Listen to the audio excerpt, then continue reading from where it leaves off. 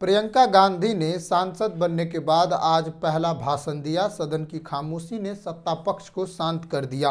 सदन के अंदर इतनी स्पष्टता के साथ बहुत सालों बाद ऐसा भाषण दिया गया जिसमें प्रियंका ने देश के हर मुद्दे पर अपनी बात कही और स्पष्ट किया कि इस देश की जनता किसी सरकार से क्या आशा रखती है।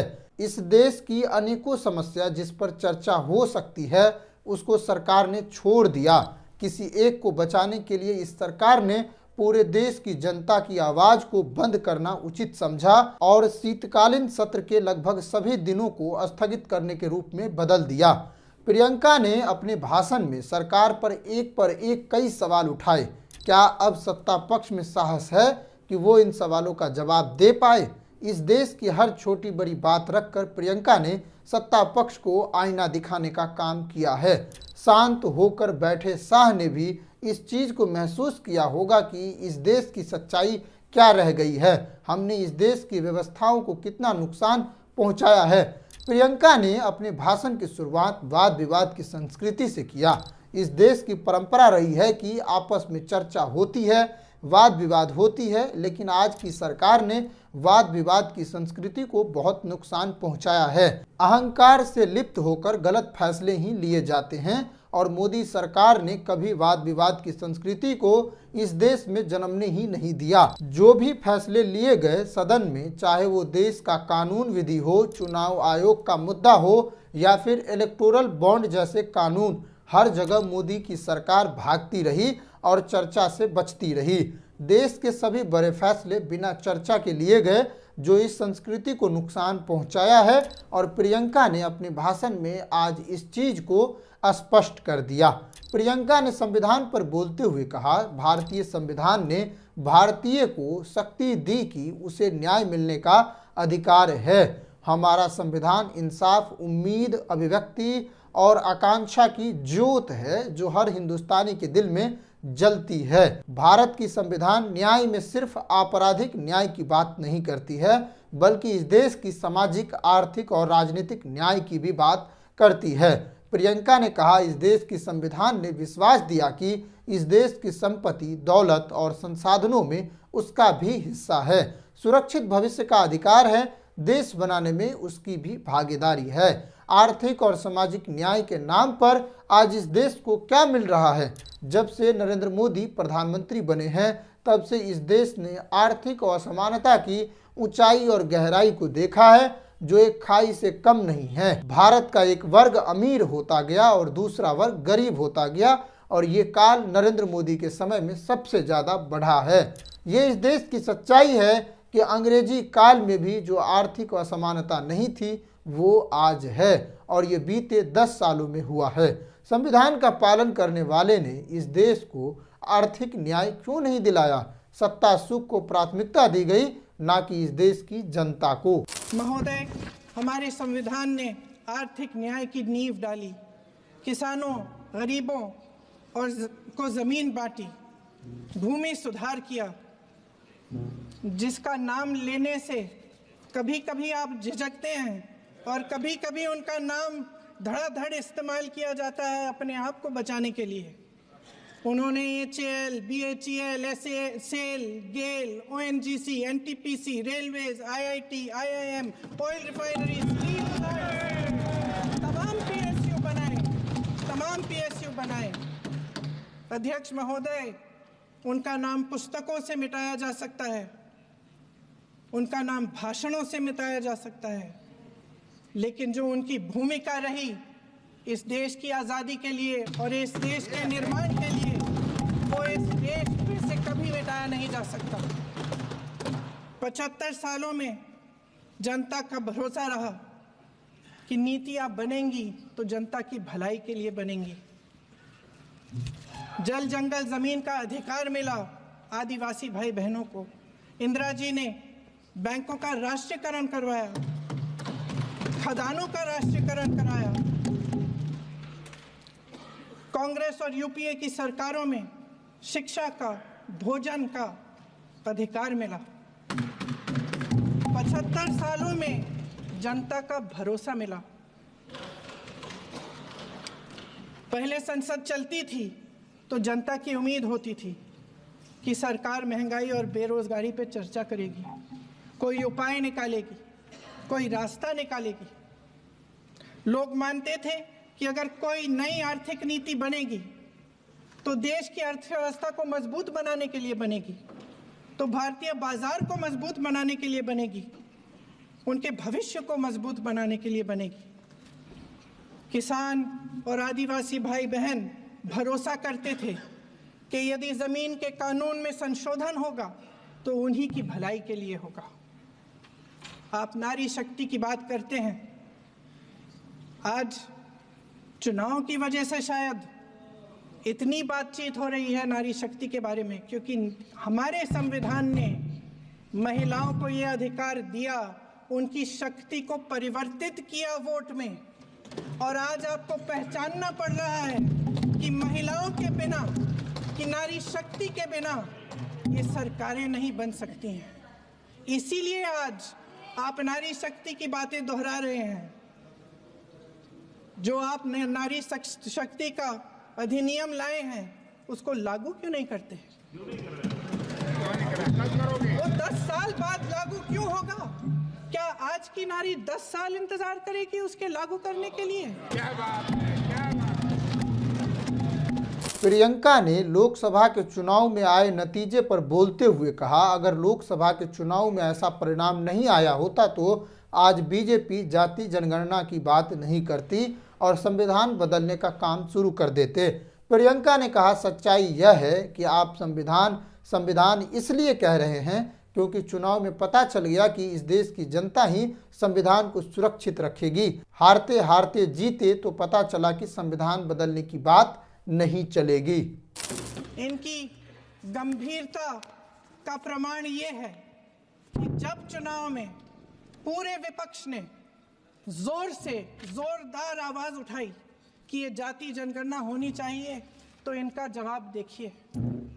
इनका जवाब भैंस चुरा लेंगे, मंगलसूत्र चुरा लेंगे, इनका ये जवाब था। ये गंभीरता है इनकी जाति जनगणना पर। आज इन 10 सालों में नेहरू और गांधी को इस देश में क्या हाल हुआ है ये सब जान रहे हैं। गांधी जी के प्रतिमा को खुलेआम तोड़ा गया, उन पर कार्रवाई नहीं हुई। नेहरू का नाम लेकर सारी समस्याओं का मूल कारण नेहरू को ही बताया गया और आज प्रियंका गांधी ने इस बात को भी सदन में बता दिया कि नेहरू का नाम लेकर अपनी नाकामियां छुपाई जाती है। आज संसद में बैठे हुए सत्ता पक्ष के मेरे साथी ज्यादा से ज्यादा अतीत की बातें करते हैं। 1921 में क्या हुआ, कब हुआ, नेहरू जी ने क्या किया। अरे वर्तमान की बात करिए, देश को बताइए आप क्या कर रहे हैं, आपकी जिम्मेदारी क्या है। कि सारी जिम्मेदारी जवाहरलाल नेहरू की है। ये सरकार आर्थिक न्याय का सुरक्षा कवच तोड़ रही है। आज संसद में बैठी ये सरकार बेरोजगारी और महंगाई से जूझ रही हमारी जनता को क्या राहत दे रही है। कृषि के कानून भी बड़े बड़े उद्योगपतियों के लिए बन रहे हैं। सही एमएसपी को छोड़िए, डीएपी तक नहीं मिल रहा है।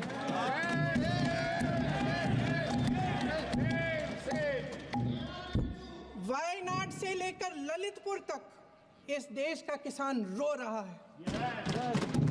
आपदा आती है तो उसको कोई राहत नहीं मिलती। भगवान भरोसे है आज इस देश का किसान, उसको छोड़ दिया गया है। आज हिमाचल में देखिए, जितने भी कानून बने हैं वो सब बड़े बड़े उद्योगपतियों के लिए बन रहे हैं। हिमाचल में जो सेब उगता था उसके जो छोटे छोटे किसान हैं वह रो रहे हैं, क्योंकि एक व्यक्ति के लिए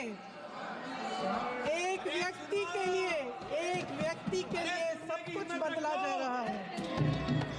इसी तरह देश की संसद में महंगाई बेरोजगारी पर चर्चा हो, इसके लिए भी मोदी सरकार को जिम्मेदार ठहराया कि चर्चा क्यों नहीं हो रही है।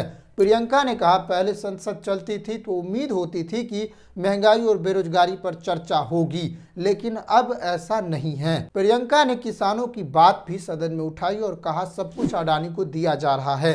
देश देख रहा है कि एक व्यक्ति को बचाने के लिए 142 करोड़ जनता को नकारा जा रहा है। सारे बिजनेस, दौलत, मौके एक ही व्यक्ति को सौंपे जा रहे हैं।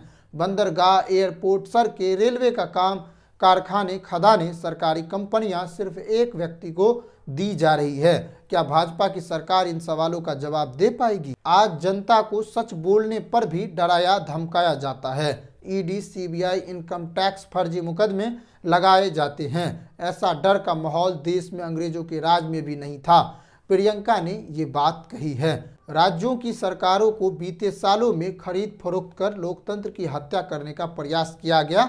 इसका उदाहरण आज के कई राज्य हैं जहां की चुनी हुई सरकार को केंद्र की सरकार ने गिराया और उस पर अपना सरकार बिठाया। इस पर भी प्रियंका गांधी ने भाजपा को घेरा है और इसी तरह प्रियंका ने बैलेट पेपर पर चुनाव कराने की मांग की और जनता को संवैधानिक न्याय देने की बात कही। संविधान की किताब को माथे से लगाने वाले पीएम मोदी पर प्रियंका गांधी ने कहा, संभल, हाथरस, मणिपुर में जब न्याय की बात उठती है तो माथे पर सिकन तक नहीं आता। शायद समझ नहीं पाए कि देश का संविधान संघ का विधान नहीं है। मणिपुर में हिंसा हुई, 2 साल हो गए, सैकड़ों लोग मारे गए, लेकिन प्रधानमंत्री मोदी ने उसके बचाव के लिए कुछ नहीं किया और प्रियंका ने इस बात को भी सदन में उठाया।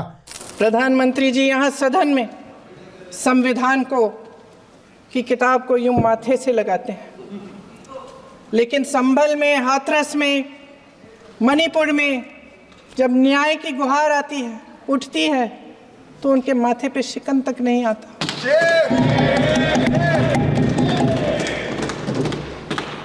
शायद समझ नहीं पाए हैं कि भारत का संविधान संघ का विधान नहीं है।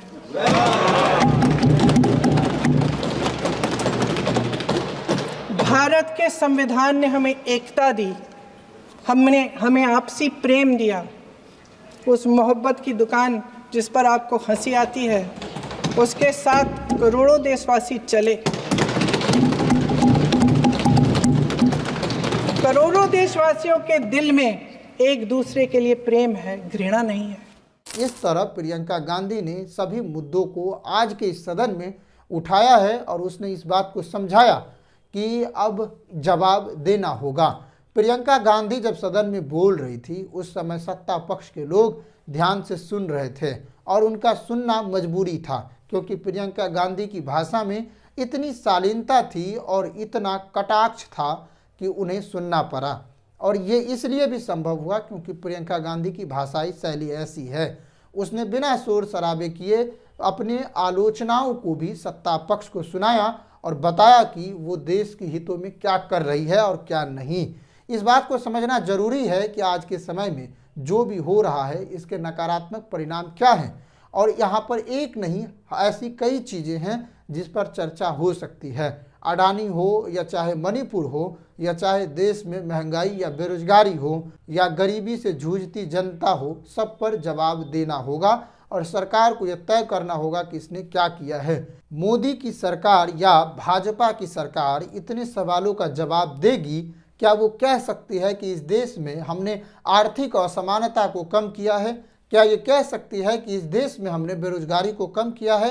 क्या ये कह सकती है कि हमने किसानों का भला किया है? जिससे झूठे वादे करके उसे आज भी सताया जा रहा है। किसान शंभू बॉर्डर पर आज भी टेंट में रह रहे हैं और उसे सताया जा रहा है और ये भाजपा के झूठे वादों का शिकार हो गई है। आज उन्हें बार बार आंदोलन करना पड़ रहा है, तो वो किसानों के हितों की बात कैसे कर सकती है? दूसरी तरफ किसानों के हितों की बात करो और एक तरफ उनको जलाओ, उनके ऊपर आंसुए गैस फेंको, उनके ऊपर बुलडोजर से हमला करवाओ और ये तय कर दो कि हम देश के किसानों का भला करना चाहते हैं। अगर भाजपा का भक्त प्रवक्ता इन सवालों के जवाब देने का साहस रखते हैं तो उन्हें इन सवालों का जवाब देना चाहिए और बताना चाहिए कि प्रियंका गांधी ने जो जो आरोप लगाया है, उन्होंने जिन जिन घटनाओं का आरोप लगाया है, उन घटनाओं में संविधान के तहत लोगों को न्याय दिया गया और ये कहा जाए कि हमने संविधान को लागू करने का प्रयास किया है, लेकिन भक्त प्रवक्ता ऐसा नहीं कह सकता है क्योंकि उसने हकीकत में ऐसा किया ही नहीं है। तो देखिए सार इंडिया, नमस्कार, जय हिंद। और आप इस चीज़ को समझिए कि हमें समर्थन करना जरूरी है। आप सब्सक्राइब जरूर कीजिए और लाइक जरूर कीजिए और शेयर जरूर कीजिए। नमस्कार।